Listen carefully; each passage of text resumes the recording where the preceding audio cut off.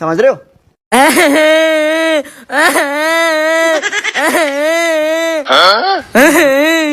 কি হইছে তোর? তুই এবার কান্তাছিস কিয়া?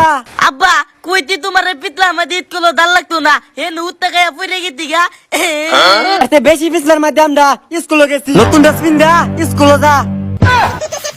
এই হালা গালা আর ভালাইতো না এবার উড়ে যায় আমগা। আচ্ছা যা, এবারে দেখ কই না যাইস। খারো এবারে বিছে বিছে যায়।